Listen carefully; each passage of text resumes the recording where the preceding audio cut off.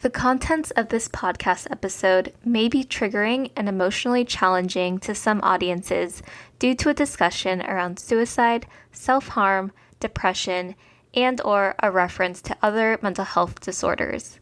Continue at your own discretion.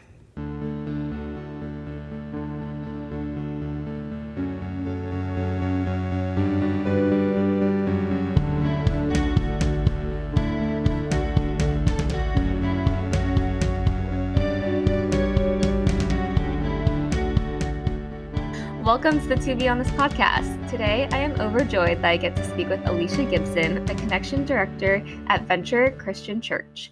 Alisha is an avid reader, foodie, history lover, and practices yoga regularly. On today's episode, she'll be sharing about her experience with panic attacks, self-harm, suicidal ideation, and OCD, as well as the positive benefits of cognitive behavioral therapy. So welcome to the podcast, Alisha. Thank you. I'm excited to be here. Yeah, thank you so much for taking the time to talk to me. Before we get into your story, I like to ask every guest, to be honest, how are you doing today? To be honest, I am pretty tired, but today's my day off, so I'm enjoying a little bit of rest today, taking it a little bit slower than normal. Good.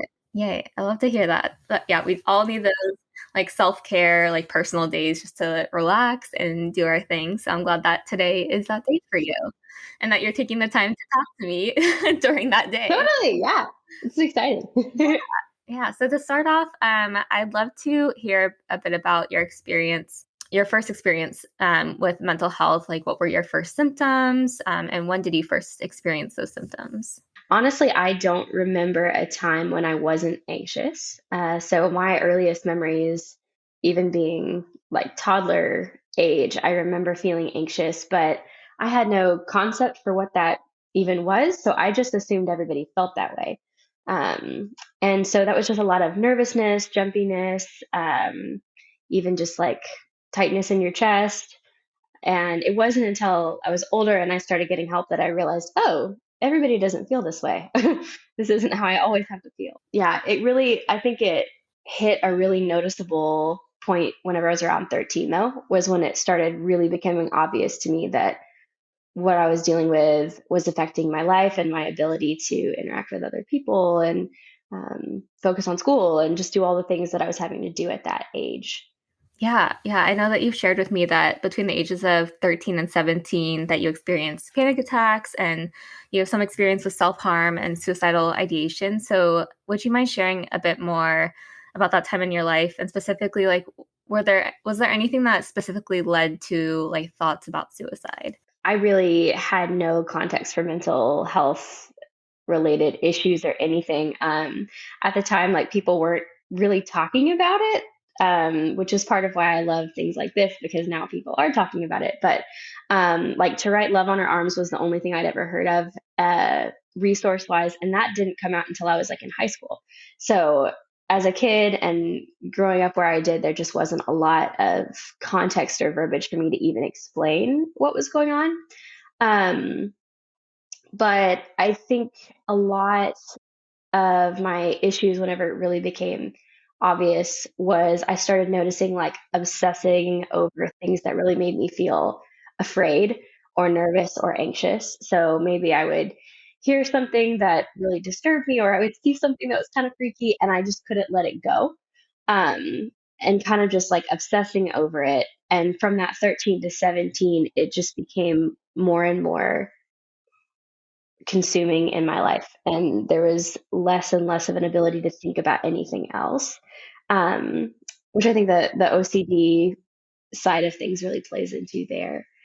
Um, but I think with the suicidal ideation, I think there was a lot of just exhaustion that started happening when I was around 16. So there'd been 3 years of really solid um, constant fear and panic. And it had gotten to the point where I wasn't really sleeping, I wasn't really eating, I wasn't really taking care of myself. And I think there was a level of so much just, I can't keep doing this. Like, I'm so tired, that led to some of the suicidal ideation of just like, this seems like the only way to rest, you know? Um, I think also though, along with the idea of like the obsessive compulsive disorder and everything, and the intrusive thoughts that come along with it, I think the idea of um, kind of the suicidal ideation stuff was a bit of an idea of like, I think I need to protect the world from my brain. Like, I think there's something maybe wrong with me, and I think I might be a danger to myself and others. So I think I need to remove myself from the situation. And I think that's a lot of where those thoughts stemmed from. So it's kind of twofold in that way. Yeah, thank you for sharing about that because I know it is a sensitive topic for a lot of people. So I appreciate you being so like open about it. And I know that self-harm was kind of a coping tool for you during that time. So do you mind sharing a bit about that and how you felt during that time and what self-harm kind of, or how it was kind of an escape as well for you? So I was dealing with depression and anxiety, which sadly they tend to travel together. And my suicidal thoughts and self harm were kind of attached in how they were toggling between the anxiety side and the depression side. So, partially with the depression, I was struggling to feel much of anything. And then that mixed with the anxiety, it was like, okay, all I feel is fear. I can't feel anything else. And so there wasn't a piece of the self harm that was, well, at least I can feel something. Like this makes me feel more like I'm still here. Like it was almost like it brought me back to the like reality, I thought. But it was kind of interesting because it was almost more of a cycle. So the self harm piece would kind of make my body, I think, panic even more, which would lead to more. And it was just kind of this cycle, but definitely an attempt to try to feel something. I think a big piece of it too, though, was feeling like I was somehow in control because I felt like I can't control my thoughts. I don't know how to control my feelings. I feel like my mental health issues are controlling me. So this is at least something that I can control. And especially dealing with intrusive thoughts and that feeling like I didn't I didn't know that intrusive thoughts were something that like happened. I thought that it was just me and something was wrong. And so it felt like, okay, well, maybe this is a way that I can control what I'm thinking and almost in like a punishment kind of way. Like this thought, I don't want to have this thought. So this is a way that I can tell myself, don't have this thought. So yeah, a lot of that control and thinking that I was in control and yet it's spiraling me farther out of control. So Yeah, yeah. yeah. Such an interesting cycle to put yourself in, even though like you don't realize it probably in the moment. It's probably looking back, it's very clear now that it was kind of a downward spiral. But yeah, it's just so interesting when you're actually in it, it feels so different. Would you mind touching a bit on what it feels like essentially to have intrusive thoughts? I think that's kind of I think people deal with it a lot, but maybe yeah, I'd just love to hear your take on it. So the way I've described it to folks who like haven't or have no context for what that is or don't know what intrusive thoughts are, it's kind of like if you're driving and you've got the window down and you've got your hand out the window and I'm just kind of like I tend to drive with my hand out the window and maybe I'm like playing with my ring on my finger and it's my wedding ring and I'm like, oh, I have this thought of, man, if I like slid that too far down my finger, it could fall and I could lose that ring, which is a normal thought to have. Mhm. And typically you'd be like, oh, well, that's not going to happen because it fits my finger fine. And you Yeah. move on with your life. Yeah. But with intrusive thoughts, for me, it was more like, oh my gosh, do I want to lose the ring? Does that mean that I'm not happy in my relationship? Like it turns into this whole thing where I can't let it go. So that's like the way I've tried to explain it to folks who maybe haven't experienced intrusive thoughts. I think everybody kind of technically does because we all have those weird thoughts of, man, that would be weird if that happened. But it's the difference in being able to let go versus fixating on it. So for me, with my intrusive thoughts, a lot of them were pretty violent. And being the person that I am who I can't watch action movies, I can't watch anything that's like the least bit violent because of my anxiety. And I know that's a boundary that I set for myself. So the fact that I was having these thoughts when I intentionally don't watch these things was really like confusing to me. And it was usually in relation to the people that I cared the most about. And so I think that was part of why it was so spirally and panicky because I wasn't able to say, oh, this is a weird thing that my brain is doing. But instead I was like, oh my gosh, do I want that? Like, I mean, I remember, being a teenager and, having to unload the dishwasher and you're putting knives away and feeling like, I don't know if I'm safe to hold this knife right now because I've had these thoughts about hurting myself or other people. Does that mean I want to do that? And just like that spiral, and just with having no idea that intrusive thoughts they don't make you crazy, I really thought that something was deeply wrong with me.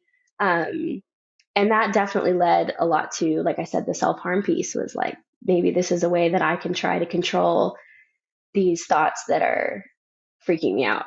Yeah, yeah, definitely. And then it sounds like OCD like plays a huge role in those intrusive thoughts and the anxiety. Would you mind sharing a bit about like what OCD looks like for you? Yeah, it's a lot of fixation. I'm definitely like, I tend to be more of a control freak in general. I don't know if that has to do with the OCD or just my personality type, but when I'm having my OCD like symptoms or there's more of a flare up, it's so much worse. And a lot of it is, I'm not really particular about certain things. It's more like, if I have an intrusive thought, I don't know how to let go of it. If I'm worried about something, if anxiety's flaring up, even if it's just I feel anxiety in my body and there's not a thought attached to it, I can't let it go sometimes. And I think the thing that OCD tries to tell me is that if I stop thinking about whatever the thing is, then it's going to happen. As opposed to being able to employ just logic and what I know is true and say, well, I know that that person's safe, or I know that I'm safe, or I know that this situation's okay, or whatever. Instead, my brain kind of feels like as long as I keep fixating on it, I'm in control of it, which has been at different points in my life definitely kind of a cage, because it's hard to focus on the things that you need to focus on. It's definitely been something that's impeded my life at different phases for sure. Yeah. Sounds extremely difficult to like manage your thoughts during those times when it's heightened. Hmm. Do you have certain like tools or methods that you like go to when you can feel maybe your OCD is heightened in those moments? I think a lot of it is preventative care at this point. I have to be pretty intentional about taking care of myself, even just with really basic stuff. Like if I notice, oh, I'm starting to like have, this kind of spirally panicky feeling, so much of the time I'll be like, how much water have I drank today? And if I'm dehydrated or I'm hungry or I not have much sleep, a lot of the time that will make it worse. So if I can be intentional about those things, that can prevent me from getting to that point in the first place.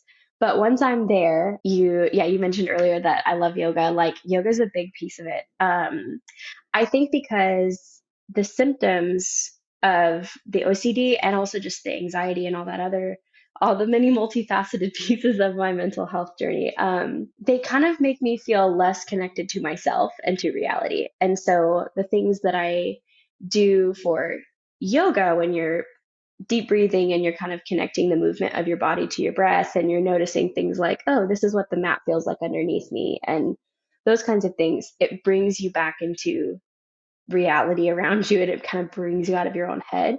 And that is the biggest thing for me, is just what are the ways that I can get out of myself in these moments when I feel panicky or the symptoms are really bad. Yeah. And that could be one of my favorite things to do, is so easy, is just go outside. I think just being outside, looking at like, okay, the trees are so much bigger than me. The sky is so much bigger than me. It makes me feel like, okay, I'm connected to something that's bigger. I'm not the biggest thing here. And so it's not up to me to control everything. Um, it, they're really simple things, but it takes a lot of intentionality, especially if you're dealing with like in phases when I'm feeling more depressed and depression's more of an issue. It's hard to motivate yourself to be like, okay, I'm just going to walk outside. But practicing those things regularly when you feel good Hmm. sometimes can make it easier to do when you feel bad as well. So those are lifesavers Yeah, for me. that's awesome. I love that. I feel like I'm on a big like mindfulness kick recently. I just, like if you're in, I like being out in nature and just like observing your environment, like using all your senses and like stay grounded and just like appreciate the things around you. I guess that's how I use it. But yeah, I love how you just feel like a small speck on I always say like a small speck on like a Mm. floating rock. So uh, Yes, I love it. yeah, just giving yourself like perspective is really awesome. But yeah, thank you so much for Definitely. sharing some of your like tips and tools. I think that's really helpful. And I kind of wanted to dive into at the time when you sought help. So yeah, when did you first realize that maybe you should seek professional help for your mental health? So I lived in kind of a silence with it for a long time. Again, I didn't know that it was okay to have these problems. I didn't know that I really truly believed that I was the only one who was dealing with these things, which looking back, I'm like, of course, none of us are completely alone in the things. But at the time, I really thought that something was like I was the special case. And so I was really afraid to tell anybody what was going on. But when I was 16, it got to a point with the suicidal ideation where I think I just kind of realized, like, wow, I'm having these thoughts and I feel like these are things that I want, but I don't think that's actually what I want to do. So kind of like this weird, it feels like there's kind of two sides of yourself that are pulling in these directions. And that was kind of what pushed me to share. And so I actually talked to my mom, and it was truly one of the most terrifying conversations that I've had because I didn't know what she was going to do. And I also just didn't want to like worry her. But I told her and she handled it like so well. To this day, it's like one of the really significant conversations of my life because she wasn't judgmental at all. And she also didn't freak out on me. She wasn't like, oh my gosh, but she was like, well, I know a lot of people deal with this. And I was like, really? And she is like, I can understand why, this is where you are.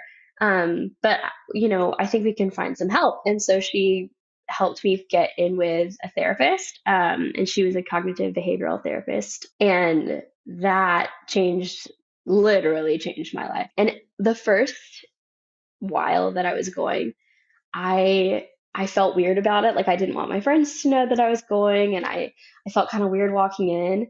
But then as I started getting like experiencing healing and help, it became more of a thing of like, yeah, this is where I'm going. And this is what I'm doing. I'm helping myself. Like I'm figuring this out. And yeah, it was really totally worth it. And I am like the biggest believer in therapy now. I think it doesn't matter who you are. I think everybody should go to Yeah, therapy. agreed. It's so helpful just to like work out even the smallest of problems in your life, like someone to Absolutely. bounce ideas off of or like help you navigate things. It's so helpful. Absolutely. Yeah, would you mind sharing a bit about like what cognitive behavioral therapy looks like compared to other types of therapy and like what your overall experience with it was? It was all very helpful, but the biggest piece was helping me with the self harm. Because a lot of what my counselor's name was Reagan, a lot of what Reagan was having me do was kind of rewire the way my brain was processing information and kind of helped me realize like I am the one with the power. Like my brain doesn't have power over me, like it's my brain. And I can choose health and I can choose hope and I can choose all these things that I really thought that I didn't have access to. So, one of the things was helping me figure out what are the cycles that my brain's going through that are leading to things like panic attacks or self harm. And how do I start to shift those patterns in my life toward things that will help me with healing and show me that I do, in fact, have the power in my life. So, even just like there was a point in time when she had given me like a little thing of Play-Doh. And so she was like, okay, every time you're noticing, we'd figured out kind of a pattern of this is where this cycle for the panic attacks specifically are going. So every time you're going into that place, you've got your Play-Doh and you're gonna like make something with your Play-Doh. And so then that starts to kind of like, you've got your neural pathways, and I've described it before like there's a trench that's dug in your brain, and it's easy to fall into that trench because it's so deep. But every time you do something else, you're digging a new trench, and eventually that new trench will be deeper and it'll be the easier one to fall into. And so in the Play-Doh thing, it's like, well, once I've done the Play-Doh instead of the self-harm enough times, then when my brain feels anxious, I'm gonna think about Play-Doh because that's gonna be the deeper trench. And so that was the big thing with the cognitive behavioral. I've experienced a few other types of therapy since too, because I am still in therapy. I love therapy. But cognitive behavioral was such a good like first step into getting help. Yeah, that's awesome. Yeah, I love that she gave you Play-Doh to well, one as like almost not distraction, but also to like express how you're feeling through this like dough form. But Yeah, also, yeah, I love absolutely. that you the way you described it as like digging a trench so that it does become the go-to response instead of something that's harmful. I think that's pretty amazing that she helped you through that. So shout out to all CBT therapists out there. Yes, absolutely.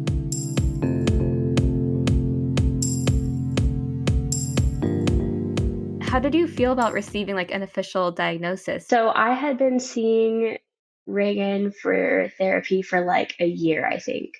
And she told me at one point, she was like, we've worked through so much stuff. And I really think that what you're dealing with, like, isn't just a trauma based thing or whatever. I think there's a chemical imbalance here.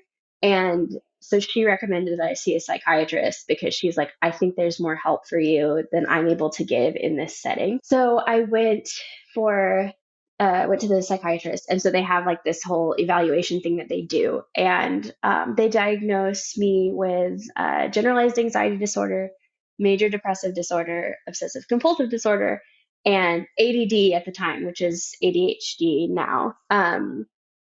And going in, I was really nervous because I kind of felt like, oh, if they give me a diagnosis, is that going to like make me think differently about myself? Or is that going to make what I'm dealing with feel bigger or scarier? But it did the total opposite because it gave me a name for what was going on. And again, kind of that idea of I am the one who has the power in my life. And so being able to say, instead of saying, oh, I feel weird, being able to say, I have generalized anxiety disorder. There's so much freedom there in just being able to name the thing. And I think it gave me access to more resources as well, because then as I'm looking at, okay, what are ways that I can learn about this thing, or if I want to research what are ways to cope with it, I have a word and a name for it that I can then use.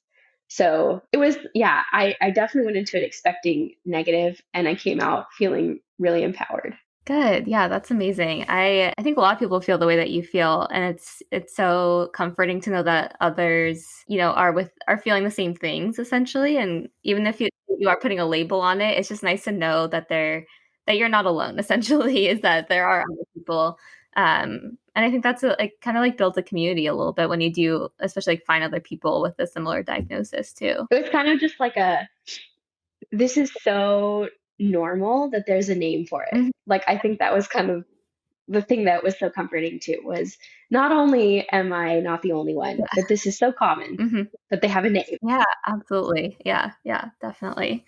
And you've mentioned to me that you've been taking medication for your mental health for the past like 10 years now. What were your initial thoughts towards medication? I know sometimes people have a stigma against it, so I'm curious, like, what was your experience when you were first told that you should be on medication? It was honestly a really kind of difficult journey. So I grew up in the South on the East Coast, and so it's a more traditional culture. It's definitely more traditionally religious in a lot of ways. And so there was a lot of stigma around it. I definitely felt like if I take this medicine, maybe that means that I don't trust God.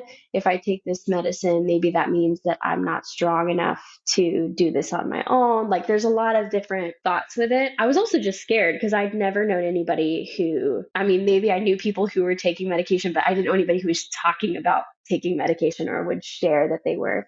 So I also just didn't know what the experience would be like. But again, my mom was really influential in that process because she just really helped me kind of wrap my head around, like, okay, if you're physically sick, you're going to go to the doctor and you're going to get medicine. And that's why doctors exist. And that's a good thing and you've done that your whole life and this is the same thing. And so I think there was a lot of reassurance there, and truly like the experience with medication when I first got on it was really powerful. That was the first time that I realized that I'd always been anxious. I remember, it takes a little bit of time for medicine to kick into your system, but once I started feeling it, it kind of felt like if you have never worn glasses and you didn't realize you needed glasses and you put the glasses on and you're like, wow, I can see leaves on trees. Like this is how other people have been able to see, how I'm supposed to be able to see, but I just wasn't able to because I couldn't. And that was very much what it felt like. I've also described it as it felt kind of like there'd been a visor over my face, and suddenly it like came off, and I was able to feel so many things I'd not been able to feel. I felt a lot more courageous, even just socially. Yeah, there were a lot of things that I didn't realize I was capable of that I then had access to because my brain just needed a little bit of help. Yeah, definitely. Yeah, I love all your analogies, by the way. I'm a visual Thank you. person, so just like whenever you describe something, I'm like, oh yeah, that makes sense. That makes perfect sense.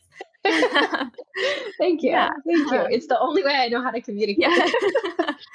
I think it's great. Did you feel like there were any drawbacks or negative sides to taking medication throughout your journey with figuring out like what works for you? There were definitely some hard phases. Overall, it's been overwhelmingly positive. But when I was in college, we ended up transitioning to a different medication, and that process was difficult. So I had been on one medication, and it just didn't really feel like it was helping. And it totally makes sense, just body chemistry, brain chemistry, everything. And so my psychiatrist recommended that I come off of that and try something else. And coming down off the medication was difficult for sure, just withdrawal symptoms and that kind of thing. And then also just having to kind of be without that support that I had been having from the medicine. And the first one that we tried was not a good fit. We had tried it because we had found out that one of my family members actually had been taking it and it had been good for them. And so we tried that, and I did not respond well. Like it made me feel sick, and it made my depression worse. It was just not good. And so I had to come back down off of that. And the withdrawals from that one were pretty significant. So that process was definitely difficult, but I was still seeing my therapist. And so every week I'm able to talk through, okay, here's what's happening. And she was able to help me remember, like, well, you're using the same tools that we have been using. Like whether you've got, the medication or it's causing problems or not, you still have your tools. And then we got to the new medication that I've been on now for quite a long time. And it's more of a cocktail. I take a couple different things now, so that kind of addresses the depression and the anxiety. So there's definitely a little bit of a journey sometimes whenever you are finding the right medication, but it's totally worth it. Yeah, definitely. Yeah. If someone listening is a little hesitant to start medication, their doctor has told them that it could be beneficial for them, what advice would you give them? I would say it's worth a try. It's totally worth a try. And then also just recognize your support group. Like, who do you have around you, whether it's a therapist or a friend, somebody that you can be honest with, because just being able to process what you're feeling as the changes are happening can be really helpful, but it's totally worth it. And there is so much freedom.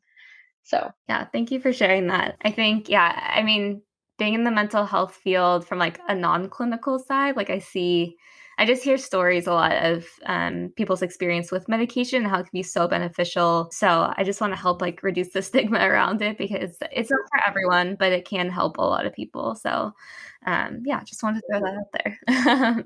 But yeah, I'd love to chat a bit about like your current life and happenings. So how do you currently maintain your mental health? I pretty much live outside. It's a benefit of living in the Bay Area is that it's usually nice outside, and so that's really helpful. I think too, just community is a big piece of it. Having people who I feel safe to share everything with and who will check on me. If you're in a phase where maybe like last year I had a little bit of a flare up with the depression, and it's hard to reach out when you're in that place. But when you have people who will reach in, that makes such a difference. And so having those people who will pursue you is a big piece of my mental health.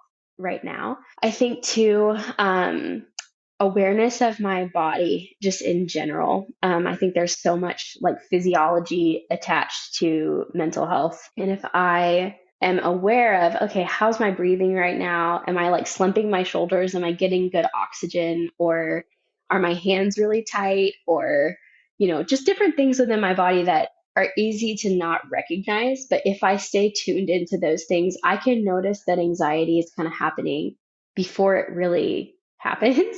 And I can do pretty simple things like, oh, I'm just going to like push my shoulders back and make sure that my lungs can get good air. Or I'm just going to kind of release my hands so that I feel this sense of like physical safety, things like that. And I think too, like I said, the preventative care of things where I'm making sure that I'm eating well and making sure that I'm staying well hydrated. If I didn't get good sleep the night before, having grace for myself that I might feel more anxious today, but that's not a reason to freak out. I just didn't get good sleep. Yeah, those kinds of things are super helpful. I love that you have such a like focus on self-care because that's so important for everyone, but especially individuals who do have mental health challenges. It's like one of the top priorities or, top things that you can do to help your mental health. I'd love to hear more about your experience with yoga because I know that's something you're really into. So do you mind sharing a bit about how you got into yoga, how it's helped you, and also like what your usual practice looks like, if it's like a daily thing or like weekly thing? I found yoga, I was in college, so it was a little while after I'd started, feeling better and figuring out how to manage my symptoms and all of that. And I we had a membership at the YMCA and they were having classes. And so it wasn't even at like an actual yoga studio or anything. And I was like, yeah, might as well give it a shot. And it was just such a unique experience. It was nothing like anything I had experienced before because my counselor had been helping me notice my body. But in so much of our culture, I feel like we're not encouraged to pay attention to those kinds of things. And so I didn't have any other context where I was being encouraged to like, oh, what are you noticing? And I remember I'm very like type A, like achiever type, and so I remember the instructor saying things like, noticing things in your body without judgment, like noticing how you feel in this pose. And it's okay however you feel in this pose. You don't have to feel like I am killing this right now. Just however you feel. It's good. That's where you are right now. And so I think that just started to affect the rest of my life too, instead of feeling like, well, why am I not, far enough along in this area or that area, kind of being more at peace with just recognizing this is where I am and that's okay. So, a big part of just my practice now, even, is trying to spend my time in that space without judgment of myself and just accepting where I am right now. And then trying to carry that on into the rest of my life. At the time, all through college, I was like really hardcore. So it was like, I would say 5 days out of the week, I was at a studio. And I remember living on the East Coast, we got snowed in at one point, and I was like, oh, I need my yoga. So I'm like figuring out how to do it by myself at home. And then I haven't joined a studio or anything in a few years, but I just practice at home. And I kind of like that because I can do whatever I feel like I need to do today. So that can look like, today I just really need to focus on the restorative and I don't need to push myself. But other days I've got a lot of energy and I want to like work on some poses that take a little bit more strength. So that's pretty nice. I honestly, to be honest, I am not as regular with yoga lately as I would like to be. So it is more of like weekly question mark. And then of course, emergency yoga is definitely a thing. Like I feel anxious. I need to work it out on the mat. So That's great. Yeah. I love that it's translated into your daily life of just the acceptance part and letting things go and just kind of accepting where you are currently is so hard sometimes. I think that translating into your everyday life is so powerful. So I love that. And you're now married and have a great network of friends. So I was wondering if for any young adult listening, especially those who are in high school and maybe struggling with their mental health, do you have any advice that you would give them about their mental health and what their future could look like? Not that everyone's future is the same, but just in general, like what a future with mental health could be. I think first off, your brain chemicals do change as you get older. And the hardest place to be with brain chemistry is high school age. And I remember somebody telling me that. It might have been my therapist, it might have been my mother. I don't remember who, but somebody had told me, like, it's going to get better. Like, your brain is going to calm down. It's going to finish developing and it's going to be easier. And I didn't believe them, but it was totally true. Like, on top of, having medication and the therapy, once I hit like 25 and like the whole prefrontal cortex is finished developing, I felt different. Like, I felt like I had more executive control over what my brain was doing. So there's that piece. But more than that, though, I think my encouragement and advice is just, you really truly are not alone. And it's so easy to feel like you are. It's been a long time since I've been in high school, but when I was in high school, there's so much isolation at times if you're feeling like you can't share what's actually going on because maybe people won't accept you or people won't understand, but you're not actually alone. And I remember feeling like, especially when I was struggling with the panic attacks and just not knowing how I could continue to function, I wasn't sure I was going to make it, really and truly. I didn't had these thoughts of, like, I don't know, will I graduate from high school? Like, will I be able to have a job someday? Like, all of this kind of stuff. And when I graduated from high school, I got my class ring. I don't know if people do that anymore, but I got my class ring and I still wear it sometimes because it's a reminder of, I didn't think I was going to make it and I did. And here I am. And not only did I graduate high school, but like, I'm in a master's program right now. I've been married for 8 years. I have a job where my job is to help people find community. So like, all these things that never in a million years would I have thought that I would someday be capable of. And yet here I am. And so there is so much hope, even when it feels like there's not hope, and you're not alone. And so don't do it alone. Find your people. I love that. Thank you so much for giving your advice, and also just for being on the podcast in general and being so open and sharing your experience. I think a lot of people will relate to it. I think you have some really important things to share. So I just want to say, thank you so much for coming on here today and taking the time to talk to me. But where can people go to learn more about you? Or if you have any like resources that you'd like to share, I'll give you the time to do so. I'm not really big on social media, but people are welcome to follow me on Instagram. My tag is Alisha Hutch Gibson. So ALISHA Hutch, like a hutch, and then Gibson. But again, it's not super exciting on there. But a great way to find me, though, is anything that's happening at Venture Christian Church. I pretty much live there. My husband and I both work there. And we're a church that's really values destigmatizing mental health, which I find a lot of pride in because I did not grow up around that within Christianity. So there's that piece. And then I think those are the main things. Resource-wise, I've seen a few different therapists at the San Jose Christian Counseling Center.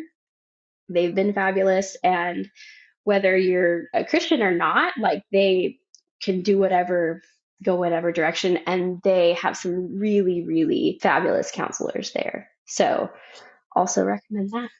Thank you. Yeah, we can link to everything that you just mentioned in the episode notes so people can just go ahead and click and learn more information. But thank you again. I hope we can stay in touch and we'll talk again soon. Awesome. Thank you so much. Thanks. Bye.